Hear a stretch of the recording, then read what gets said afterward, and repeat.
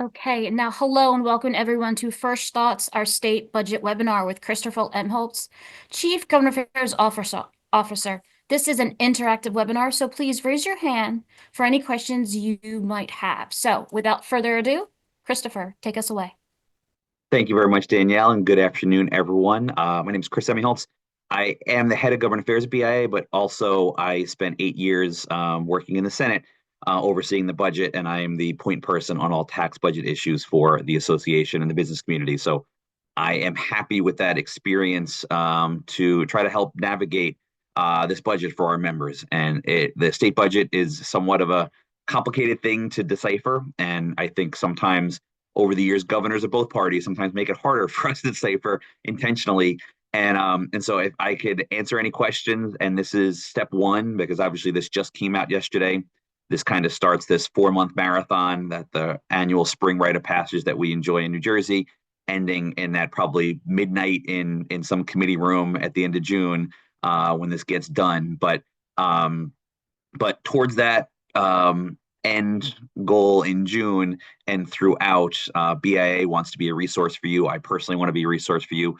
I will throw at some point while we're here, or maybe somebody else on the team could, but my cell phone and email, and always feel free. I think a lot of you have it. It's on the website. It's out there for our members. But again, always feel free. You can reach out and ask anything about tax, budget, economic development issues. We're here to be your partner on all this stuff. So without further ado, would love to get into our state budget that was proposed yesterday. So Governor Murphy proposed his eighth and final budget, the FY26 budget, with an appropriation of $58.1 billion, historically large. And I stayed up last night to comb through the budget in brief so that hopefully you guys don't have to and you can do better things with your time. But I enjoyed it because I am like that. But $58.1 billion.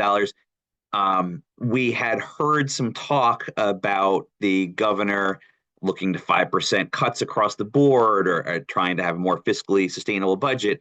The $58.1 billion is $1.4 billion than what was signed less than a year ago back in June. So that is somewhat of a disappointment to the business community, taxpaying community, and that we continue to have this less than sustainable budget. The other thing, just thinking big picture, the numbers is we continue to have a structural imbalance or a structural deficit, depending on how you want to call it. The one thing I am very happy as a taxpayer and an advocate for the business community to see is we now have the legislature and the governor himself in the speech yesterday talking a lot more about a structural imbalance or structural deficit than I think previous governors have from both parties. And so I was happy to see that.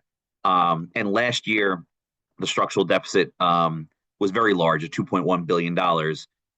This year it's 1.2, so we see some improvement there. But a structural deficit means, and think about all of our households, whoever's paying the bills and writing the checks. But if you have more money going out than going in every single month when you pay the bills, that is a sign that your bank account's not going to stay very healthy for very long. And so I think Governor Murphy deserves significant credit for having a healthy surplus. For the first time, we've had, again, multiple governors over different parties never had, whether it was the 10 billion surplus a few years ago, the 8 billion surplus a few years ago, and now 6.3 is a proposed surplus level in this budget. That is a good thing. It's a fiscally responsible thing. But 6.3 billion can go away pretty quickly if you're spending $1 or $2 billion more every single year than you bring in. So we still have this unsustainable issue. I know throughout last night and the day today, some people were asking me questions like, hey, the numbers don't seem to add up. I see that it's up 1.4, but the governor said it was kind of flat. I see that there's talk that the surplus was a larger 7.8, now 6.3, and I'm going to share my screen. So hopefully this makes it a little bit easier for you to see. But what happens with every governor is you see some mid-year. So hopefully you can now see my screen and see FY26 state budget at first glance, BIA's logo. So this is a document that will be sent to you shortly. We just finalized this. Kind of gives an intro, gives you links to some key budget documents that are available online, including our BIA statement, and something I like to put together to kind of steady my head in terms of understanding where all the money went is a chart right here, the current FY25 levels and the proposed FY26 levels. In the middle of this chart is something that it confuses a lot of people. You see FY25 revised. So the governor yesterday doesn't just come out with what is proposed for the year that hasn't started yet, doesn't start till July 1st. He also comes out with what his administration is revising the current fiscal year to, because they're the ones who are spending this money. They're the ones who are implementing the programs, enforcing the law. So they know that you got to spend more of something or less of something. They know that there was a snowstorm and the snow budget's higher. They know that there's less people using a particular program, and you could lap some of that money back into the general fund and add to the surplus. So interestingly, the Murphy administration, and I don't know if it's a good or bad thing, but they've been skilled at doing it, is they often play with this FY revised number and they make that higher. And then when they come out yesterday and they said, oh, we actually did a good job of cutting things and holding the spending flat, when it did go up 1.4 billion from what was signed.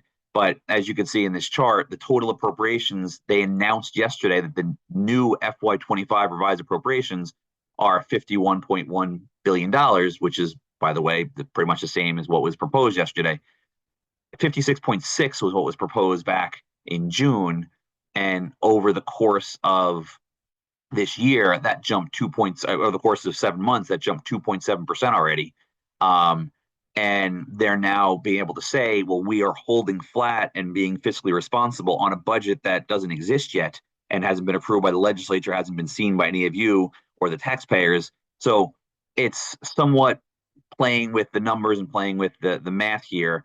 I prefer to look back from the signed budget to whatever's going to happen with the proposal and with what's going to be revised in May and what's going to be signed in June, and look at that as the growth. But they like to use these revised numbers because that is the actual number, but it technically doesn't exist yet because it hasn't been done by the legislature and they still have the power of the purse. So you can actually see in that revised numbers, they started spending a lot more. Revenues only grew a little bit. So the structural imbalance became $3.2 billion in the middle of this year and then jumped back down to 1.2. And now you say, hey, if the structural imbalance is 1.2, the surplus last year was 6.2. Why isn't it lower than 6.3 if we still have another structural imbalance? And they found a bunch of resources to throw in that are beyond revenue, old lapses, old surpluses. And I've heard stories about grantees that have now been told that their straight grant from a few years ago has now become a federal grant. And they basically lapse that money back into the state general fund. And they're having ARPA or CARES or whatever federal money pay for what used to be covered by the state. That led to this $7.8 billion in surplus they expect to end FY25.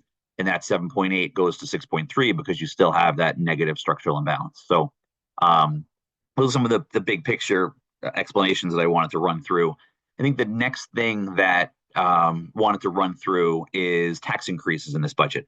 I guess the business community and BIA maybe were a little scarred after last year's budget, seeing $1 billion business tax increase that squarely hit the largest job creators, largest members of BIA directly. And we were hopeful and heard some reason to be hopeful. And we're hearing that maybe taxes weren't going to be relied upon the way they were last year. And we're hearing that they were going to do more on the spending side than the tax side. And yet we get a budget that, even though the governor said nothing about tax increases yesterday, we go behind the scenes and we can see that it adds up to about $1.2 billion in new taxes. And what's interesting is last year, obviously, that business tax was $1 billion by itself. This year, there's a whole host of new taxes being proposed or expanded that will hit lots of people, consumers and businesses and logistics and you name it, it's going to hit you if the governor gets everything that was proposed yesterday. So that was disappointing to see. It was disappointing to see the lack of detail we got in the speech, and even the budget in brief, you had to dig for some of this stuff. And so happy to go through and give you some of that stuff I dug for if you haven't seen or heard about it yet. So the first one I have here is BIA is very concerned about the proposed sales tax. Now, It's not an increase like going from the 6.625% that we currently have to 7, which has been rumored in the past and rumored possibly for the future. But it's an increase in that we're expanding the sales tax base to products that currently are exempt from sales taxes in New Jersey. This list in the budget and brief says that we're now going to include participatory sports, interior design, vehicle trade-in, digital services, secondhand airplane sales. Can't imagine that's a big one. Certain complimentary meals, rooms, and tickets, obviously that hitting Atlantic City. Horse training. New Jersey is proud of our equestrian history here, and removing the partial sales tax exemption on yachts. And there's obviously a history there to support some of the important yacht manufacturers at the shore and making sure that their sales and the use stayed in New Jersey. Couple that I want to draw attention to is number one, participatory sports. The first one they listed in the budget and brief. So they didn't have to find that in this day when we're talking about cell phone bans in schools because we want to get kids out and about, not looking at the screen all the time.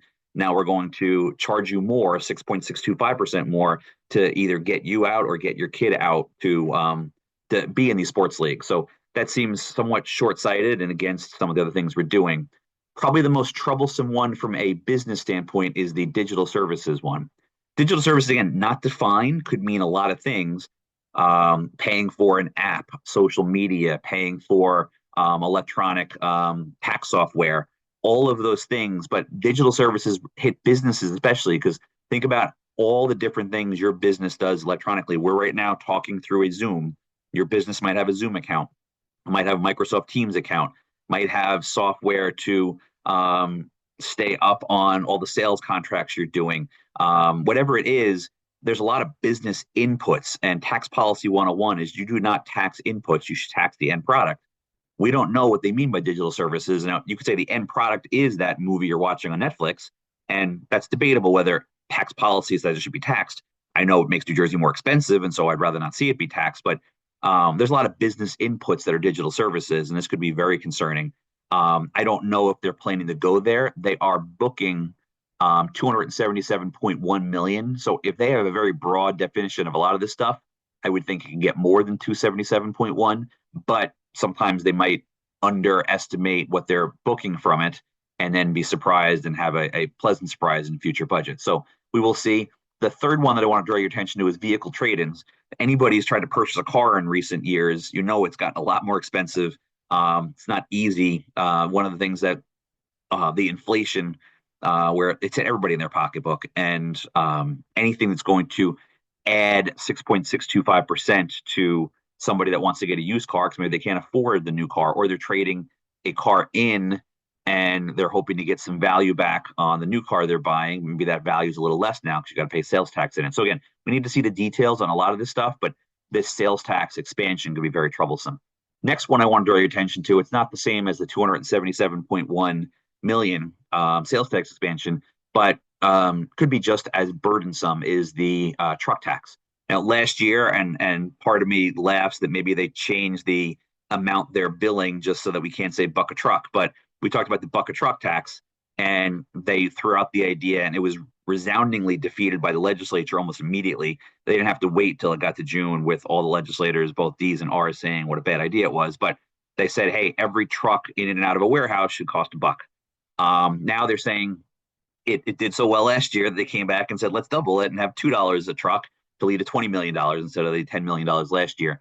But the very idea of that every single truck in and out of a warehouse, it's going to lead to increases on those packages on your porch, lead to increases on the food that's going to a food store or going to a restaurant, or items of clothing that you're buying that are on a shelf in a store, whatever it is. Everything we ever use in life is on a truck at one point coming out of a warehouse. And the fact that we're going to now have a tax on that is disturbing from an inflation point of view and an affordability point of view. But it's also a giant burden because they have very rarely, they've given very, very few details on exactly how you do this. Are they going to charge the truck driver? Are they going to charge the warehouse? Are they going to charge the retail seller wherever it goes? And then how it's being collected, and what is a truck, and is it these small vans coming in and out of all of our neighborhoods dropping packages off on our porches? Are they trucks? I don't know. Is it the big 18 wheelers? I don't know. They haven't given a lot of detail. We need more details on this, but that's something that the $20 million for the truck tax is hopefully a non-starter like it was last year. Another bigger one is the $317 million they're proposing for a increase in the real estate transaction fee, realty transfer fee, RTF. New Jersey already has a pretty healthy RTF, larger than most states in the nation at 1%. What they're proposing is to take that 1% tax on the purchase of a home. And if that home is more than $1 million, instead of being 1%, it becomes 2%. So it doubles. If the home is over $2 million, it triples to 3%. Now, somebody might say, well, hey, those guys have $1 million houses. They can afford it. One, it's not about affordability. It's about competitiveness. So we need to move away from that affordability mindset sometimes. They can afford it. That's a bad argument. But number two is I guarantee you today, there's little old ladies that have been in a house for 50 years in North Jersey somewhere that bought a house dirt cheap when they first got married, and we're going to go after them and tax them. $1 million, I heard from a couple sources that roughly 1 in 10 in every home sold in New Jersey is for over $1 million. Somebody might say, well, why is this necessarily going to increase the price of housing? Well, one of the reasons why our houses are more expensive right now is because the market is slow. And when there's not a lot of transactions, there's not a lot of product, there's low supply, supply and demand means that the prices go up. And part of the lack of supply out there's not enough homes, but also a lot of people are sticking in their homes a lot longer than they used to because the interest rates are higher than they're used to. And everything is so expensive, so people are less likely to jump to that next home. So if there's less market activity, there's less product out there. That means a few products that are out there are going to be more expensive. And now we're adding expense to some of the higher end homes that are out there. And what does that mean? Is that higher end home maybe is not going to sell as quickly. So maybe that $600,000 to $800,000 house is not going to sell as quickly. Maybe that $500,000 house, the 4, the 3, are going all the way down, and then the renter maybe stays a little longer, and rent prices go up. So ultimately, this chilling of the market leads to a lack of supply, which leads to prices going up. And so I think everybody's in agreement that housing affordability is an issue in New Jersey. There's a lot of disagreement on, do you mandate affordable housing? Do you build more? Who knows what we do? There's a lot of things we can do, but no one thinks that housing is cheap in New Jersey. And you have the governor's tax proposal right here that's going to make housing, it's less likely to build new housing and less likely to sell new homes, and therefore it's going to make things more expensive in New Jersey. So I think it's just a very short-sighted idea.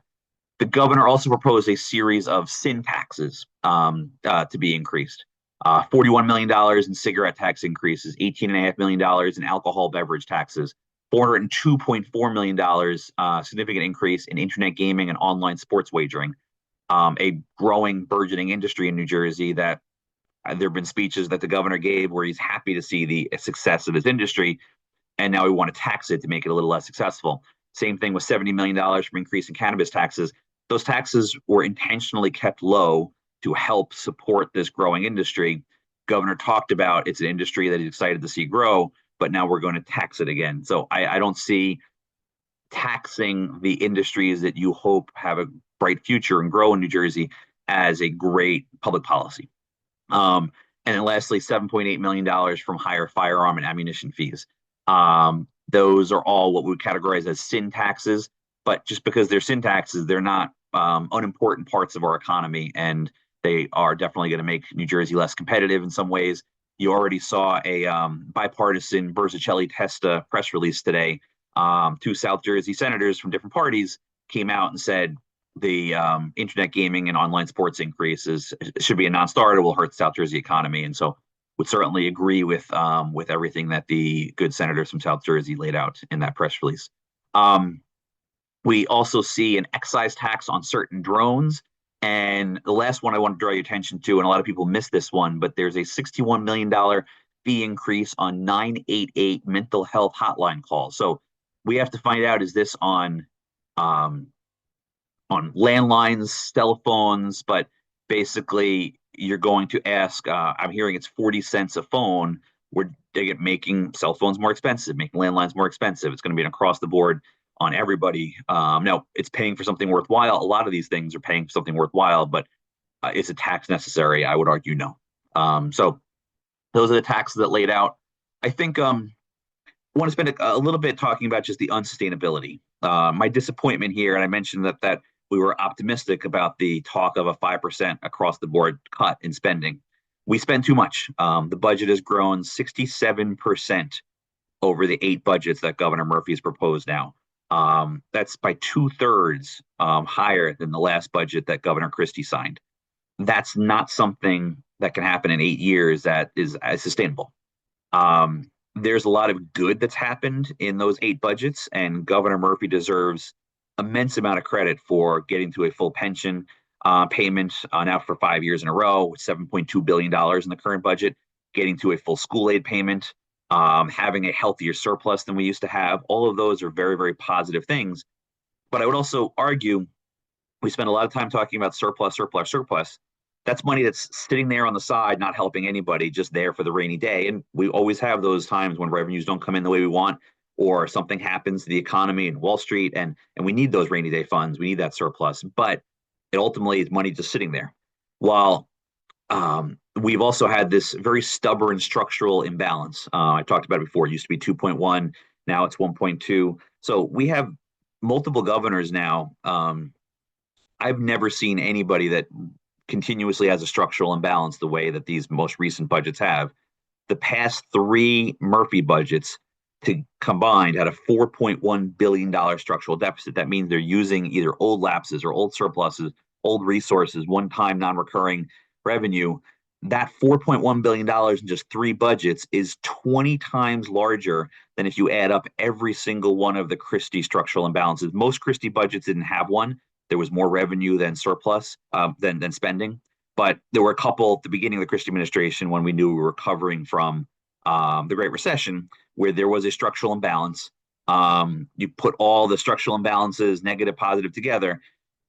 Governor Christie's was 20 times less than that 4.1 that we've seen in 3 budgets in Governor Murphy. That's not sustainable. We can't do that.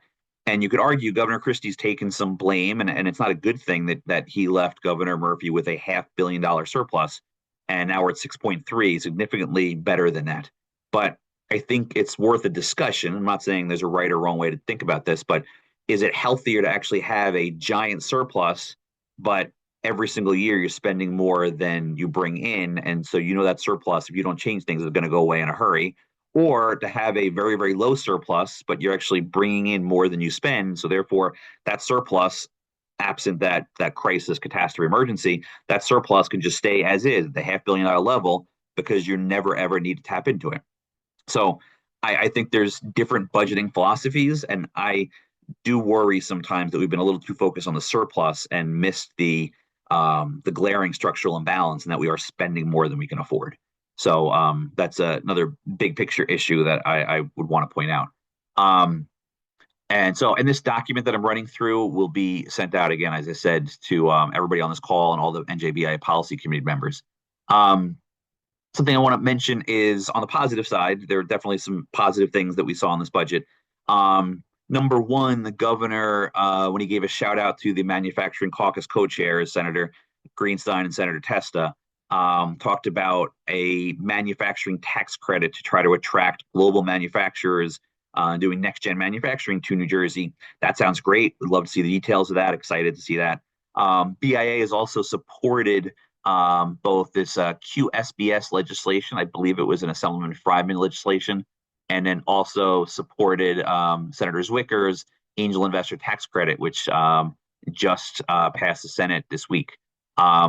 Both of those are good pro-business pieces of legislation. The governor has indicated in his budget in brief that he would like to see those get done in the budget and has been supportive of those. So again, those are good things for innovation, good things for small businesses. So happy to see talk of those things. Also, we heard, and I don't think it comes anywhere close to making up for some of the sales tax increases I mentioned at the beginning of this discussion, but Governor talked about $7.5 million in sales tax reductions on certain baby products and sunscreen. Makes sense. And I think rejiggering how we tax certain products or don't based upon, and the funny thing is that is literally acknowledging that changing tax policy changes consumer behavior. And if there's things you want to help people buy, maybe you have lower taxes. If you acknowledge that behaviors are impacted by taxes, well, then why are we doing some of the taxes that we're doing? So interesting. But the sales tax reduction on baby products and sunscreen, $7.5 million, a positive thing. Wanted to mention some of the pro-business investments in the budget.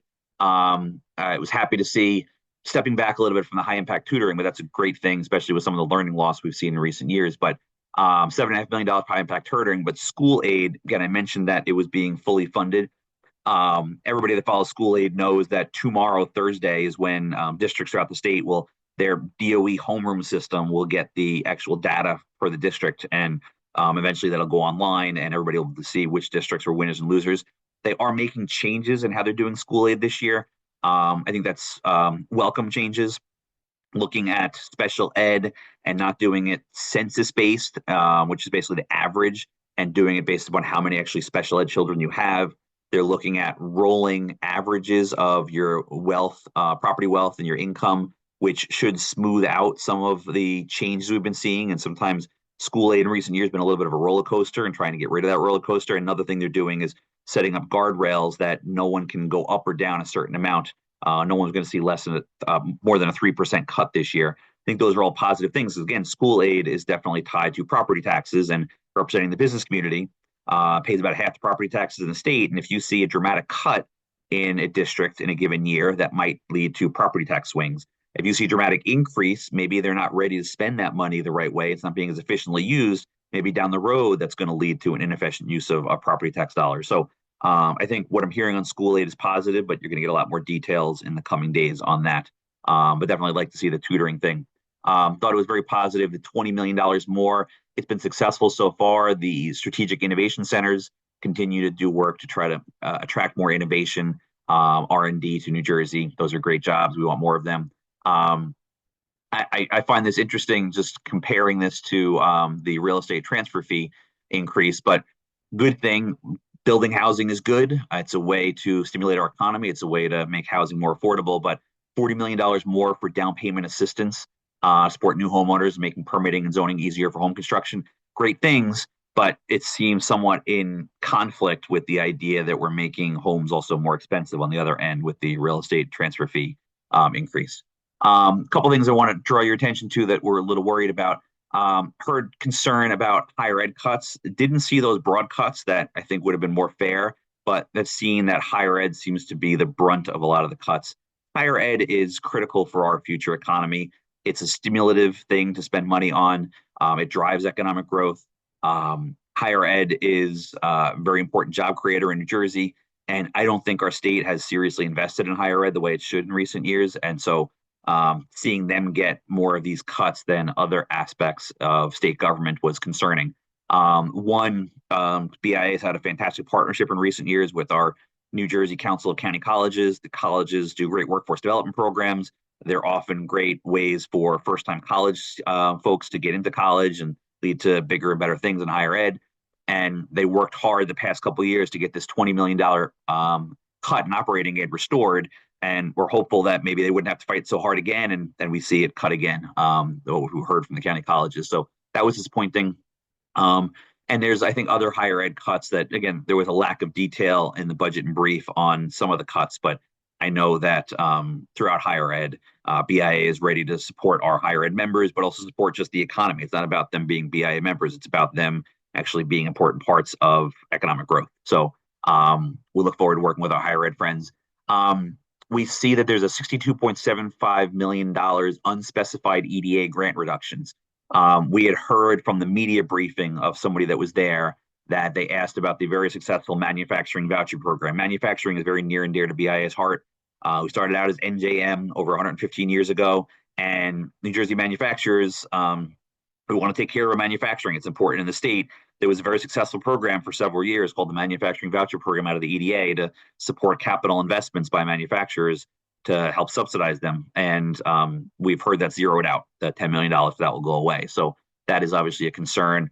Looking at other things that manufacturers have benefited from in recent years to make sure they're not part of that 62.75. But does that cover the Main Street program? Does that cover other good EDA small business programs? We don't know. And unfortunately, we probably won't get that level of detail for a little bit, but that is concerning that the EDA has been doing good work and don't want to see them cut it all.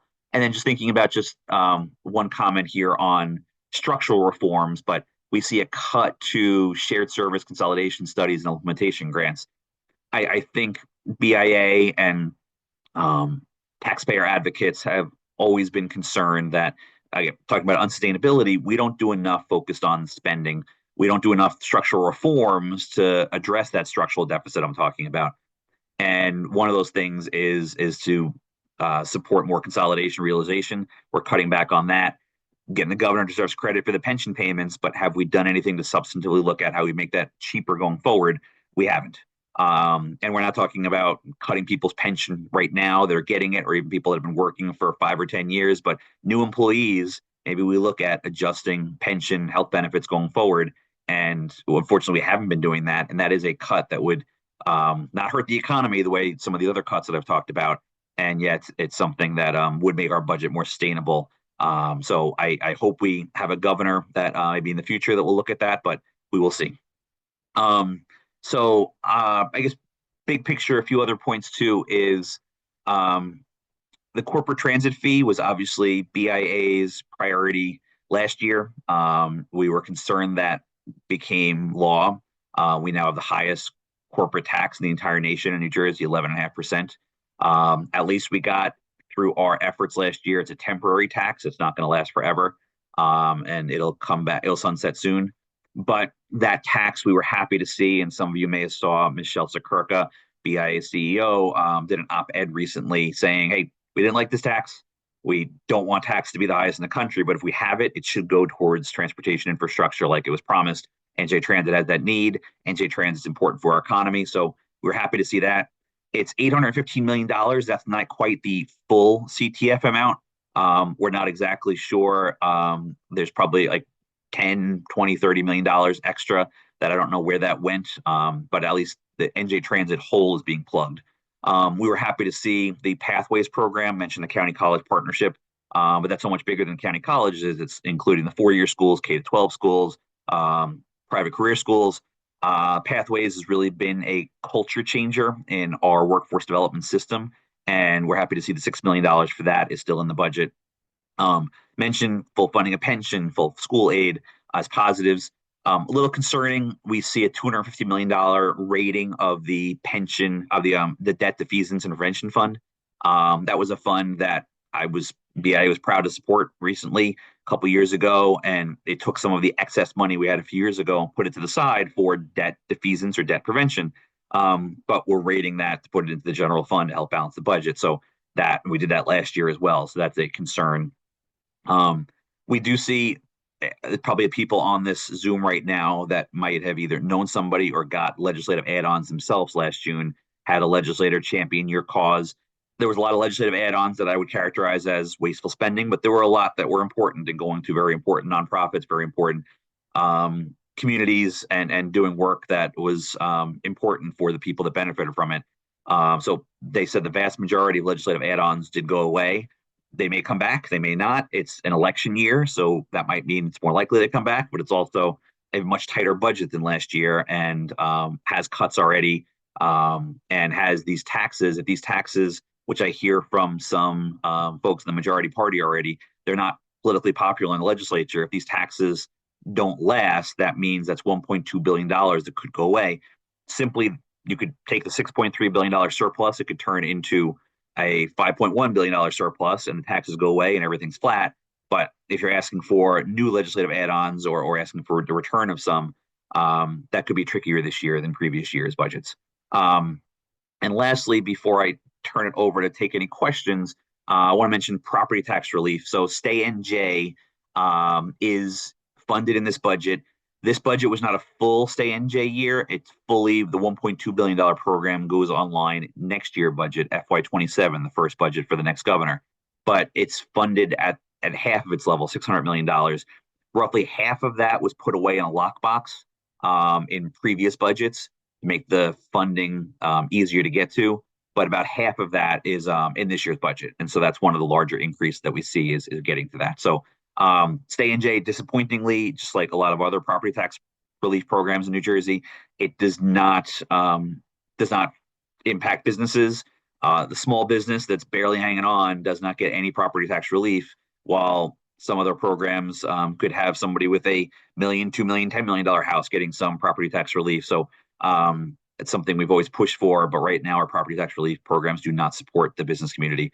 But yes, NJ is on track to be funded half this year and start to give out some benefits. So with that, I will stop the sharing of screen, and I am happy to take any questions. I know I talked for a lot and threw a lot of information at you. This document that I was sharing will be sent out, and it has a lot more granular detail than just what I said. But I did kind of run through a lot of the key points. But yeah, I am happy to, if anybody wants to put something in the chat, if anybody wants to raise their hand, I'm happy to entertain questions to hopefully help you understand the budget a little bit better.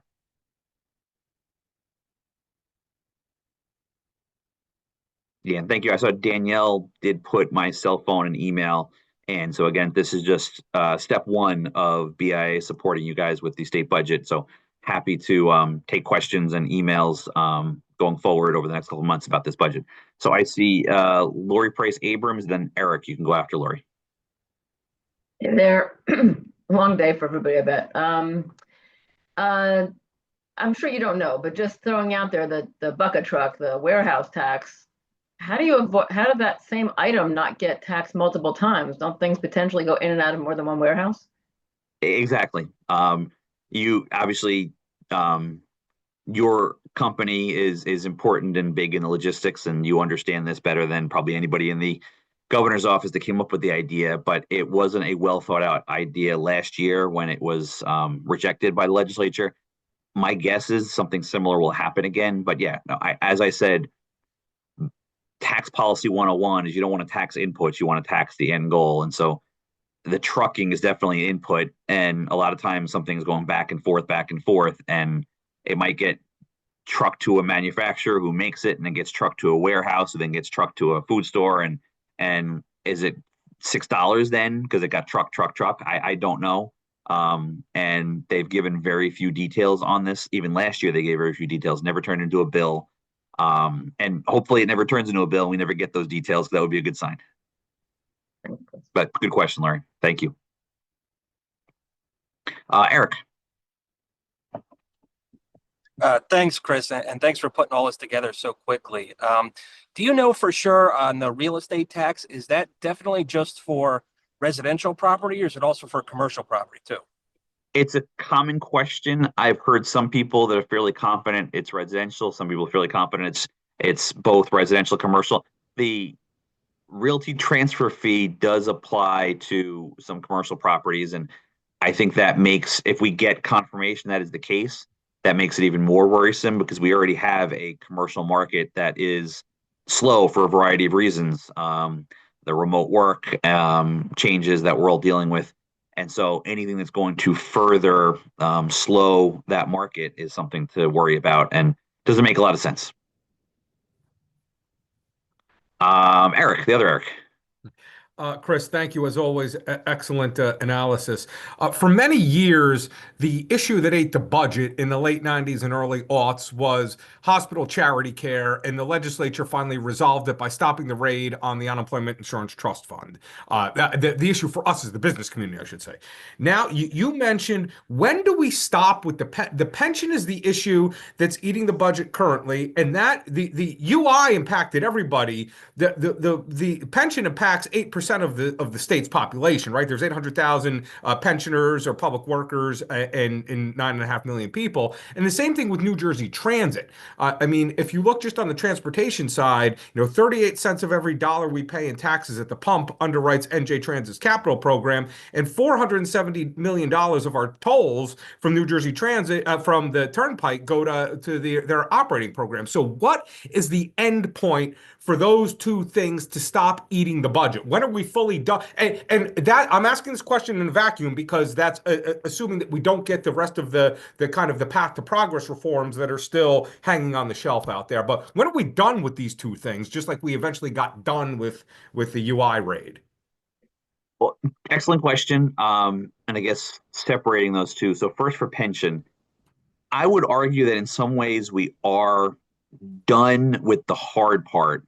And then we're going to get the really easy part coming down the road. And I don't know exactly when that is right now. I haven't seen the latest numbers, but the hard part was, and Governor Christie started on this, and Governor Murphy has continued and got to full funding and has kept it there. But for the end of the Christie administration, I think anybody that read the budget and brief, they spent a lot of time talking about, hey, we don't have any money for discretionary spending because all our discretionary spending, all the growth in revenue that we had, and most of the Christie budget saw growing revenue, was all gobbled up by pension.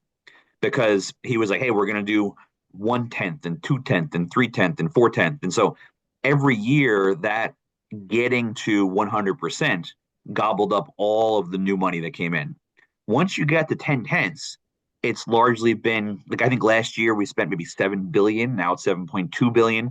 So you're not doing that 7, 8, $900 million more every year that we were seeing for most of the Christie administration, which kind of handcuffed them budgetarily. The handcuffs are off to some extent, which is why you saw some of the largesse in Christmas tree items and pork in some more recent Murphy budgets. Because once you get to 100%, you just maintain. And budgeting is very easy to hold everything flat. Now, yeah, if there some things don't stay flat and costs are always going up and inflation happens, but once budgeting got to a flat place for pensions, that was half the battle, and I would say even more than half the battle because it's a lot easier to stay flat.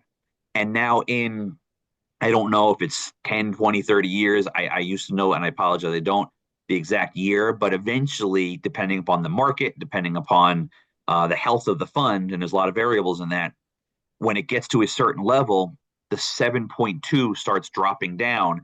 And Governor Murphy made this comment, and I think he said, if we were not paying for the mistakes of previous governors of both parties for many, many years, we'd be paying $1 billion into the fund. So eventually we're going to get $6 billion freed up if we get to that place.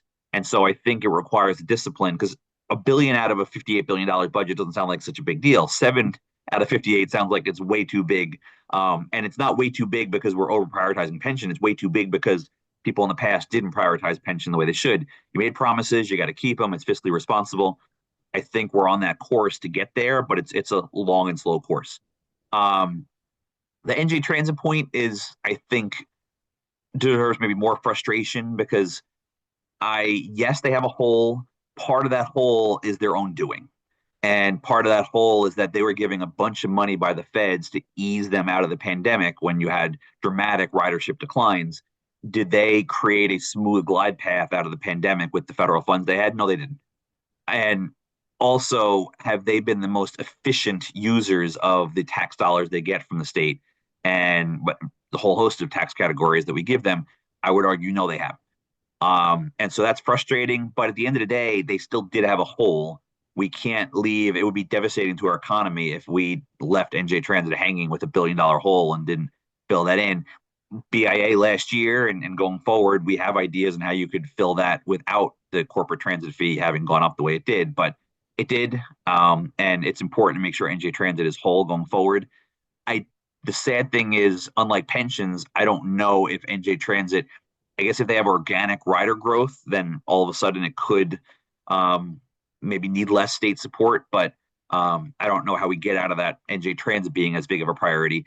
And then especially your point about not applying for everybody, there's a lot of South Jersey businesses that are paying this enhanced CBT, and there's no NJ Transit down in South Jersey. And you want to talk about growing the economy? Well, if we create more mass transportation options throughout the state in areas that are mass transit deserts, that would help grow the economy. And unfortunately, a lot of this is like basically placeholders as opposed to growing new things. It's just basically holding us steady. So good points with you on both, but unfortunately, we're stuck. Thank you, Eric. Alan, you have your hand up. Thanks, Chris. Again, great. Thanks for keeping us informed here in this dynamic budget. So you talk about New Jersey Trans a little bit. I want to get on energy. Some of the offshore wind money, it seems, I understand went to New Jersey Transit, and then some of the RGGI money is going to electric cars for government entities and so forth. But is there any sense of, because we have a gap now, we're not going to have offshore wind, or certainly the type that was expected, we still have deficiencies in our energy grid. We need to build the energy grid. Is there any sort of indication from the budget of what the initiatives are to try to enhance our energy grid to fill that gap from offshore wind? Great question. Energy is paramount and something that we've struggled with in recent years with this administration. We want to support our offshore wind industry. We want to support solar. We want to support gas and oil. We want all the above. If you have a chance to generate energy, create energy, we need you.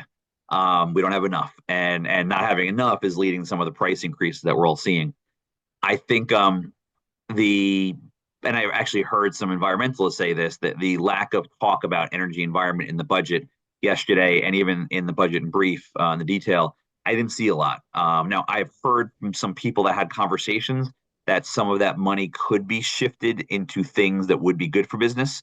But I also heard some expectations that some things could be cut, and they've been sending a lot of things that are cut into lapses that go into the general fund to help kind of shore up that $6.3 billion surplus. So I don't know what to expect. And I think it could be something to push the legislature on, because obviously this budget is by no way the finished product. And there's going to be a lot of things that happen over the next 4 months, whether it's the public hearings in March, and BIA will keep our members abreast as to the dates of the public hearings. And obviously BIA, and I know other business associations, will be testifying to the Senate and Assembly public hearings, and we'll be following the department hearings that come up, and then lobbying the legislature as they're looking at some of these budget bills. Hopefully the budget bills are very small, and that there's a budget bill and there's a supplemental bill and there's none of these tax bills. That would be a win. But we'll be lobbying those bills to make sure. But yeah, there's chances to kind of help effectuate your the good ideas you raise, and shifting that money towards more positive things if you're not doing it on wind. But yeah, that's that level of detail I did not see yet.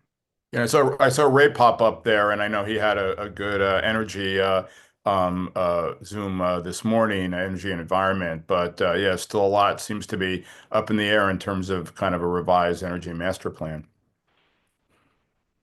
Yeah, I don't know, Ray, did you have anything to add?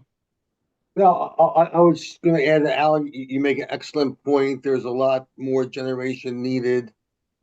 We're hearing that the Energy Master Plan now won't be out until after the primaries. I'm sure it's a coincidental date, but I'm not sure what that ultimately means, because I don't think the Murphy administration is going to be future energy policies in the state, given they're at the end of their rope, and they do it all in for wind. And I'm sure you heard this morning that wind in New Jersey is not looking to be on a promising track. But you're absolutely right about the need for investments. The question is, who's paying, the ratepayer or the taxpayer, or the federal government, which seems less and less likely. But there's needs. Thank you. No, thank you. Good questions, everybody. Anything else that you're thinking about, or you have clients thinking about? Happy to try to address it now, or address it in the future.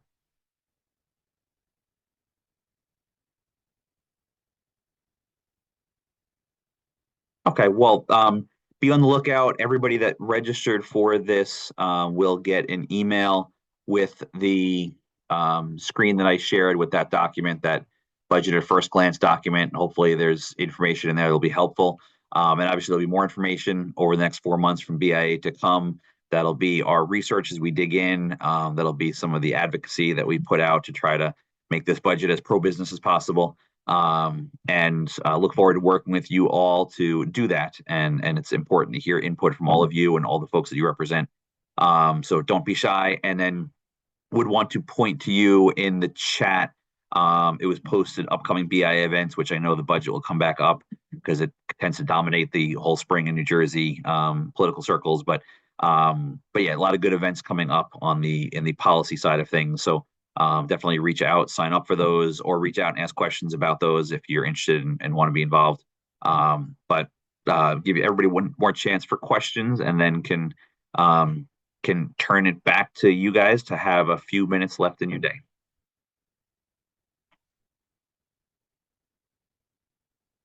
Okay. Thank you, Well, Chris. thank you very much. I look forward to working with all of you over the next couple of months.